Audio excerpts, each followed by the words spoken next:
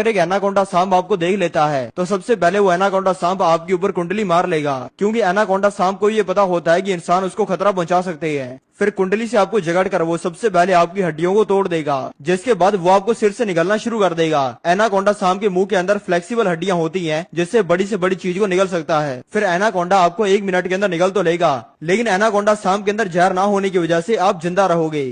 फिर आपको निगलते ही ये अपने मुंह को बंद कर लेगा, जिससे इसके पेट में ऑक्सीजन कम होनी शुरू हो जाएगी और आपको सांस आनी कम हो जाएगी, जिसके बाद में अपने पेट से ये आपको अपनी पूंछ की तरफ धकेल कर आपको मारने की और आपको अपनी पोटी से बाहर निकालने की कोशिश करना शुरू कर देगा।